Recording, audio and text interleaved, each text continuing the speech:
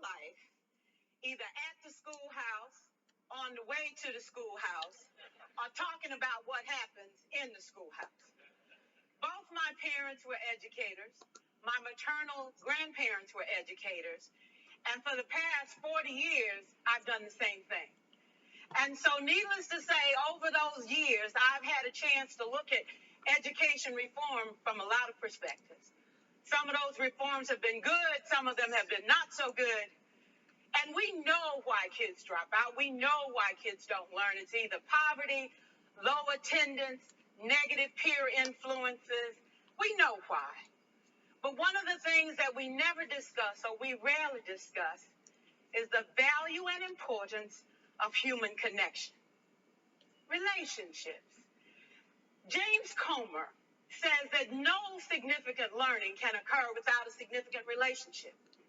George Washington Carver says all learning is understanding relationships. Everyone in this room has been affected by a teacher or an adult. For years, I have watched people teach. I have looked at the best, and I've looked at some of the worst. A colleague said to me one time, they don't pay me to like the kids. They pay me to teach a lesson. The kids should learn it. I should teach it. They should learn it. Case closed. Well, I said to her, you know, kids don't learn from people they don't like.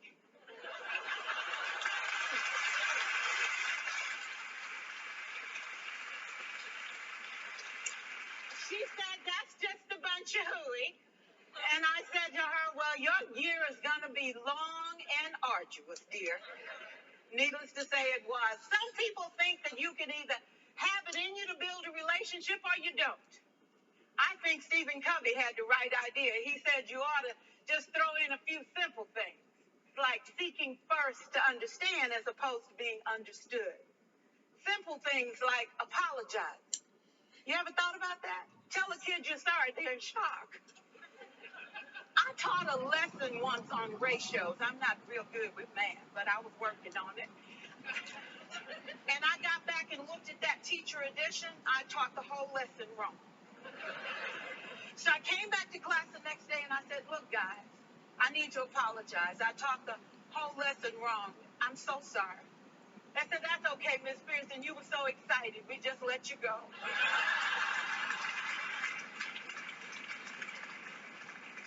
I have had classes that were so low, so academically deficient that I cried.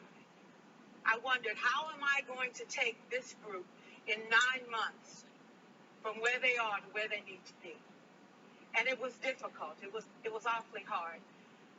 How do I raise the self-esteem of a child and his academic achievement at the same time? One year I came up with a bright idea. I told all my students, you were chosen to be in my class because I am the best teacher and you are the best students. They put us all together so we could show everybody else how to do it. One of the students said, really? I said, really? We have to show the other classes how to do it. So when we walk down the hall, people will notice us. So you can't make noise. You just have to strut. And I gave them a saying to say, I am somebody. I was somebody when I came. I'll be a better somebody when I leave. I am powerful and I am strong. I deserve the education that I get here. I have things to do, people to impress, and places to go. They said, yeah. You say it long enough, it starts to be a part of you. And so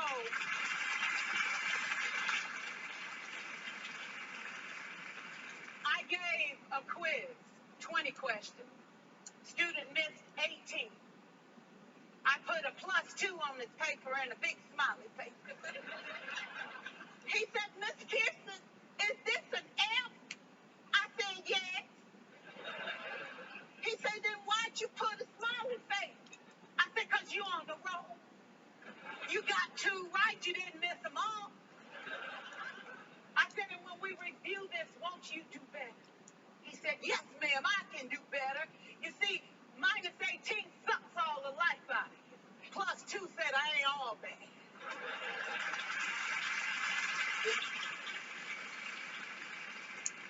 For years, I watched my mother take the time at recess to review, go on home visits in the afternoon, buy combs and brushes and peanut butter and crackers to put in her desk drawer for kids that needed to eat, and a washcloth and some soap for the kids who didn't smell so good. See, it's hard to teach kids who stink. And kids can be cruel. And so she kept those things in her desk, and years later, after she retired, I watched some of those same kids come through and say to her, you know, Miss Walker, you made a difference in my life. You made it work for me. You made me feel like I was somebody when I knew at the bottom I was. And I want you to just see what I've become. And when my mama died 2 years ago at 92, there were so many former students at her funeral. It brought tears to my eyes, not because she was gone, but because she left a legacy of relationships that could never disappear.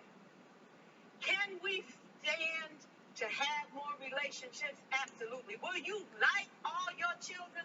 Of course not. And you know your toughest kids are never absent. Never. You won't like them all, and the tough ones show up for a reason. It's the connection. It's the relationships. And while you won't like them all, the key is they can never, ever know. So teachers become great actors and great actresses, and we come to work when we don't feel like it, and we listen to policy that doesn't make sense, and we teach anyway. We teach anyway because that's what we do. Teaching and learning should bring joy. How powerful would our world be if we had kids who were not afraid to take risks, who were not afraid to think, and who had a champion? Every child deserves a champion, an adult who will never give up on them, who understands the power of connection and insists that they become the best that they can possibly be. Is this job tough? You betcha. Oh God, you betcha. But it is not impossible. We can do this. We're educators. We're born to make a difference. Thank you so much.